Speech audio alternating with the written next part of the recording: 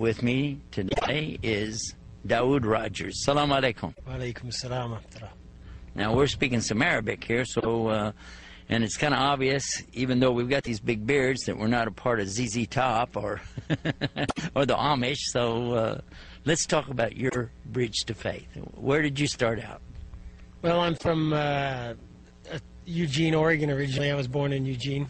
That's the northwest part of the United States. Pacific Northwest, yeah. Specifically the Pacific. Specifically the Pacific. That's easy for you to say. All right, now, let's ask the question. Now, did you start out as a Muslim? Is that how you started out? Or? No, I was raised in a Catholic family, actually, and I grew up, you know, practicing Catholicism, going to church every Sunday with my parents and this type of thing. But just as a young man, I started searching, you know, as a rebellious young American youth. I started looking into everything and having your own mind and being rebellious against everything. And so I just didn't feel anything really for the church. So I started searching, you know, I said to myself, like, let's see what everybody else believes in the world. So actually, I was quite, being from Southern Oregon and everything in that area, it's quite a beautiful environmental place. It's a lot of beautiful mountains and trees, and I very much was attached to the environment in the outdoors. And so I started, you know, looking into what was being done to the earth, you know, environmentally, and it really disturbed me. I saw some of the political ramifications of that and such that, you know, corporations were basically exploiting the reserves of the forests and such and cutting them down, and it really disturbed me. I wanted to live a natural lifestyle, and so me and some friends, we were into horses, and we used to ride in the mountains and camp out and such. And after high school, we said, why don't we move out onto a piece of land and live this natural lifestyle that we want to live, an alternative lifestyle, you know, as you would, you know. So I basically became a hippie in a way. I had long hair, and, you know, I had a horse. I had no car. Now, did you have this big beard?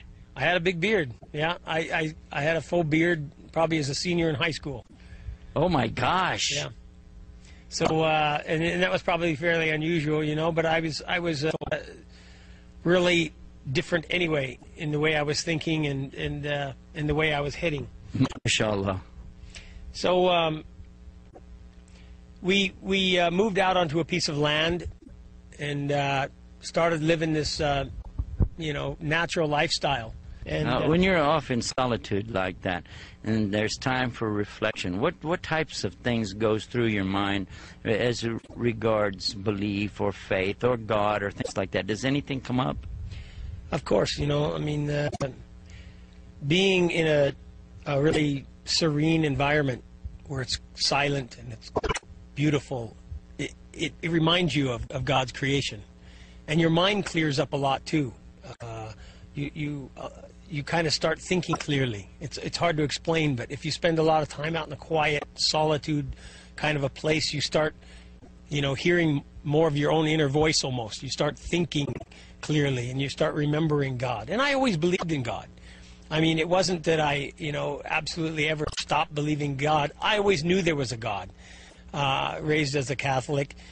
I just didn't quite understand, you know, the way that they understood it. I just didn't, you know, I needed to find my own path and what I believed in.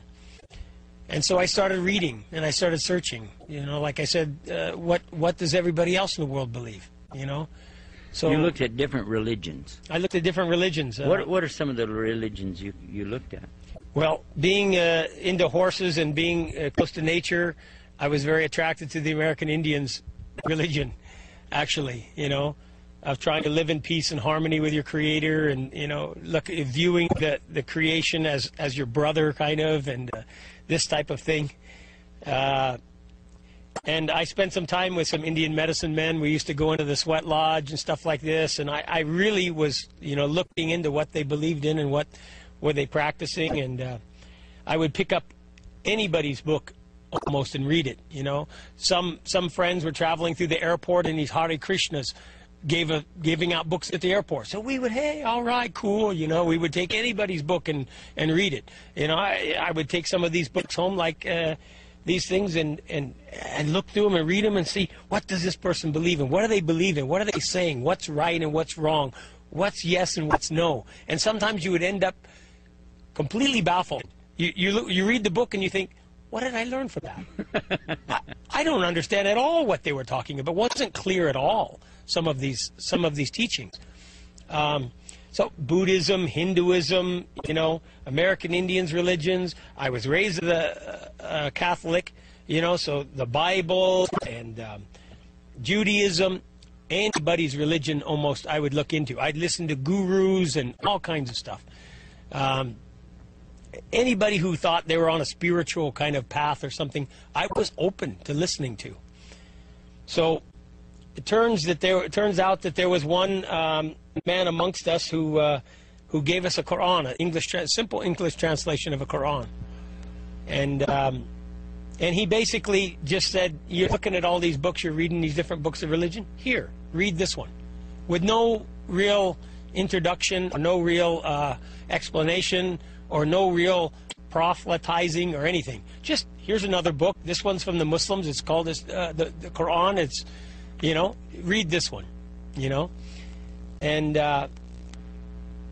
so I started, you know, reading that book. And we used to sit around the campfire like this when we were living out in the mountains. I was living in a tent. And we used to discuss the theologies and the ideas and the concepts that we were reading about or thinking about or contemplating, you know. And we used to sit around and discuss it, you know, and share the books, you know. Hey, let me read that book when you're done. I got one for you, and, you know, let's check it out. So I read the Quran. And unlike so many of the other books I had read, it just was very straightforward and very clear and really touched my heart. When you read in the Quran, there's one creator, one God, and he needs to be worshipped alone, directly, exclusively, and that he sent all of these prophets, and that those prophets were brothers. I just sat there and nodded my head and went, yeah, okay. You know, kind of as a skeptical American almost, you read these books with, let's find out what's wrong with this book, rather than what's right. Almost like, let's see if I can find what's wrong with this book that I don't agree with. So I started reading and I was like, I agree with that. I agree with that. That makes sense. I didn't find things that I disagreed with. I found, of course, some things I didn't understand. It was just a very simplistic kind of a translation, too, of the Quran. Very, very simple and very straightforward. It was actually meant for, like, students who had to take an Islamic course in school, and it was just a, you know... But it really made sense to me, and I really believed in it, you know. It already, as I said, I already believed that there was one God and one Creator. So when I read that, I said, yeah, okay, yeah, I believe in that, you know. And, you know, it says that you should pray, like, for instance, in the Quran, it tells us we should pray in 3 parts of the day, in the beginning, in the middle, and the end. Without the understanding or the explanation of the Prophet Muhammad, peace be upon him, he taught us that it's 5 prayer a day. But if you just read the Quran, it actually mentions 3 parts of the time. And so I thought, hey, that's a good idea. Yeah, you know, you should pray, you know. And I didn't know anything, of course, of the Sunnah at first. And it all took years and took time and took exposure. Actually, I didn't know Muslims, never been to a mosque, never been to an Islamic country, and I was completely wide open, too. It was a blessing in a way because there was no prejudice in my mind. Islam and Muslims, I was just blink, what's that? You know, I had no idea at all, you know, about it. This was long ago. You know, it was about 1982 when I became a Muslim. That it was kind of... But that was before all the Muslims were terrorists. Exactly. This was before, like, even the West knew anything about... mostly, in general, the West knew much about... Like, for instance, one of the first things that brought Muslims in the Middle East and Islam into the Western view that I could remember was the Iranian hostage crisis. Okay, you know, no, you're talking about Iran. There were Muslims. They were in the United States. There were some hostages taken. I remember about that thing. Did that have an effect on your thinking?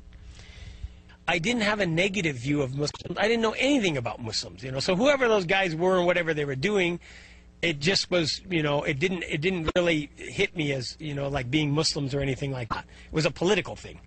So you were not even thinking about, okay, he's an Iranian Muslim. You're saying he's an Iranian politically oriented person. Sure, they must have had an unjust government, so they overthrew their government, and this type of thing was going on in South America. No relation to God or Islam. I wasn't thinking about, really relating it to Muslims or religion. It was political to me. So could that be some of the problems we see today? Partly. I mean, but sometimes people are trying to inflict religion into it more than it is sometimes. Sometimes things are political, and there is injustice going on in the world. And sometimes people want to twist things around a little bit and say it's going on because of just their religious beliefs, not necessarily because of injustice. You know what I mean? So anyway, I was wide open to different ideas and things like that. So when I read the Quran, it struck me, and I believed in its basic, clear message of there being one creator.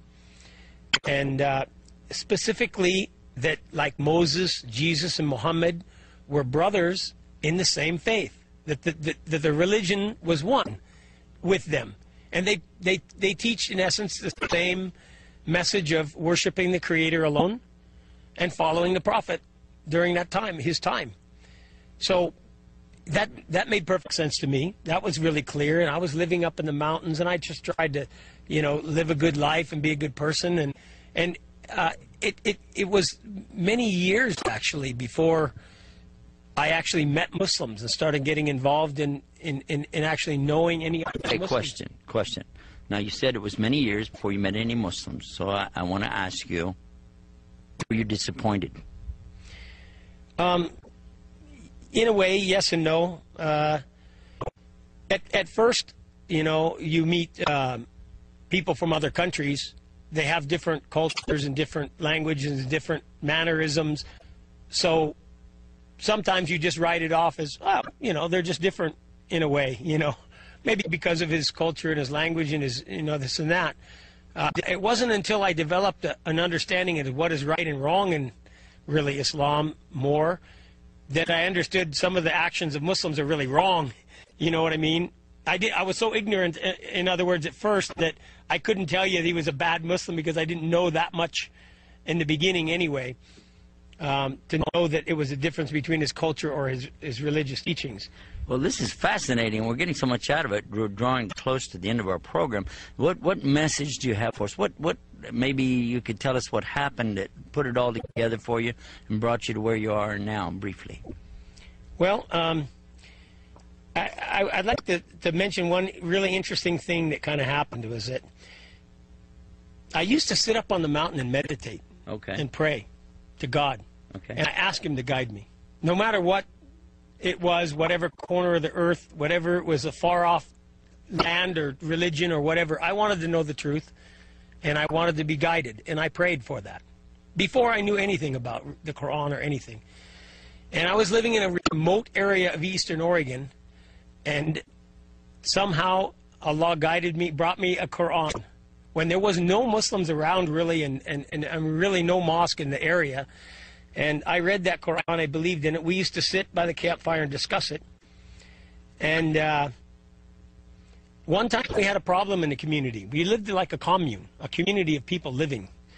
And somebody had come to our camp, our little place, and had caused some trouble, drank some alcohol, got really, outrageous behavior, caused some trouble with somebody's girlfriend, and there was a big old scene, and boy, there was almost a big violent fight. And we said, hey, we really got to find a way of solving these problems. And let's make this book and what it says our guide. Because I was believing in the Quran. And I said, let's make this, a few of us said, let's make this Quran the rule for our land. What it says is allowed, we allow. What it says is forbidden, we'll forbid. How about we do that? And when I think back of it, it makes my hair bristle almost, because we were trying to establish the Islamic law, the Sharia, without hardly knowing anything at the time. I wish we have more time. Maybe perhaps another time you'll be on our program with again. If you want to be guided, and this is what happened to me, the same thing, just say those words, oh God, guide me.